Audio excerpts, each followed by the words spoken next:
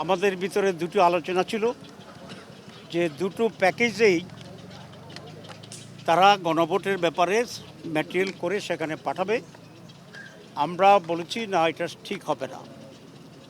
আমরা যে সমস্ত বিষয়ে আমরা এক জায়গায় আসছি এবং এনসিসি সিদ্ধান্ত দিয়েছে সেই সবগুলোকে একটা প্যাকেজ করে একটা প্যাকেজের উপরে গণভোট অনুষ্ঠিত হবে। আপনারা জানেন যে বিএনপি শুরু থেকেই গণভোটের ব্যাপারে দ্বিমত পোষণ করছিল, কিন্তু শেষ পর্যন্ত তারা এই গণভোটে রাজি হয়েছে। বাংলাদেশ জামাত ইসলামের পক্ষ থেকে বিএনপিকে আমরা ধন্যবাদ জানাই এই জায়গায় গণভোটে এক হওয়ার জন্য।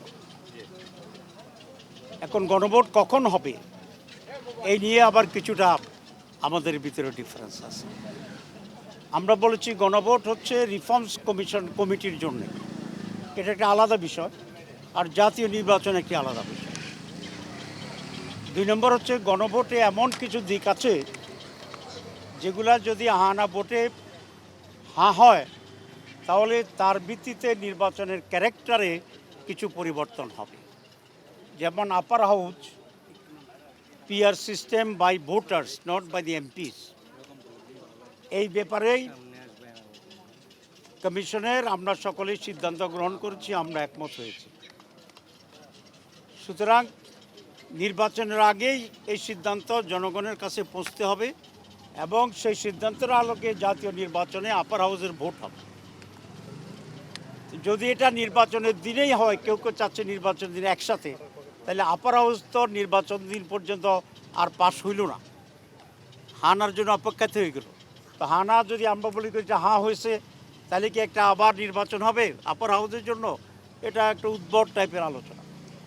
কেউ কেউ বলছেন যে লোয়ার হাউসে যে ভোট পাবো আমরা, যদি হানাতে জয় হয়, সেই প্রপোর্শনে আমরা আপার হাউসকে অ্যাকসেপ্ট করে নেব এবং সেভাবে ডিস্ট্রিবিউশন হবে।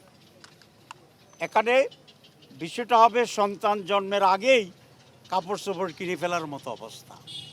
কারণ যেদিন ভোট হবে সেদিন পর্যন্ত তো আপার হাউস নাই, কিন্তু আপনি আপার হাউসের ভোট দিচ্ছেন। তো সেই জন্য নাই যেটা, সেটার উপরে ভোট হয় কী করে? রেট্রোস্পেক্টিভ যদি ইফেক্ট দিতে বলেন তাহলে সাংবিধানিকভাবে এখানে জটিলতা হইতে পারে। কারণ যেটা অস্তিত্ব নয় সেটার উপরে আগে ভোট, যেটা আমরা বলি গাড়ির আগে ঘোড়া জুড়ে দেওয়ার মতো অবস্থা, ঘোড়ার আগে গাড়ি জুড়ে দেওয়ার অবস্থা। সেই জন্য 2 সমস্যা হবে। একই দিন যদি হয় তাহলে বিএনপির লোকেরা মরিয়া হয়ে চাইবে ধানের শীষের ভোট বাড়ানোর জন্য। আমাদের জামাত ইসলামীর লোক বা অন্য দলের লোকেরা তার স্ব মার্কা জামাতের পাল্লা মার্কায় ভোট দেওয়ার জন্য যান চলেছে। ঐকমত্য কমিশনের ব্যালট আছে কি না এটা দলীয় লোকদের আর মাথায় থাকবে না, কারণ যে কোনোভাবে জিতে হারার প্রশ্ন আছে। আমরা তো ভোট করছি, ইলেকশনের দিন ক্যান্ডিডেটেরও মাথা ঠিক থাকে না, সমর্থক ভোটারদেরও মাথা ঠিক থাকে না। সেই জন্য যেটা হবে যে আইদার ভোট ধানের শীষ পাবে, নয় জামাত পাবে বা অন্য দল যারা তারা পাবে। ঐকমত্য কমিশনের ব্যালট সাথে লইয়া আমাদের বামুনিরা বাড়ি চলে যাবে। ভোট কাস্টিং হানা ভোটে একেবারেই অপ্রতুল হবে, কারণ সেই দিন এটার কোনো গুরুত্বই থাকবে না। আপনি এটা হাঁ হোক না জিতুক, এটা যারা ভোটার আসবে, প্রার্থী আসবে, কর্মীরা আসবে, এদের এটা কোনো দিন কনসার্নই থাকবে। সেই জন্যই আমরা বলেছি যে গণভোট আগে হতে হবে নভেম্বরে। আমরা সাজেস্ট করেছি 2টা গণভোটের নজির আছে, 17 দিন হয়েছে, 21 দিন হয়েছে। নভেম্বরে গণভোট হলে জাতীয় নির্বাচন ফেব্রুয়ারিতে, এটা আমরা চাই। এবং 2.5 মাস তখন সময় থাকবে, দুটি একসাথে প্রস্তুতি চলবে, ইটস পসিবল। সুতরাং এটা আমাদের দাবি।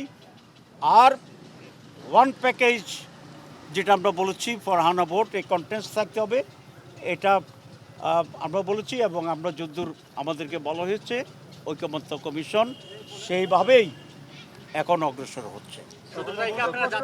17 তারিখে আমরা আশা করি যাব এবং সিগনেচারের ব্যাপারে তো প্রশ্ন করবেন কি না, তো সেই প্রশ্নের জবাবটা দিয়ে বলতে চাইতেছি এটাই আসল প্রশ্ন। যে মাত্র একদিন বাকি আছে, ওই দিন গেলেই আমি ইনশাল্লাহ দেখে ফেললাম।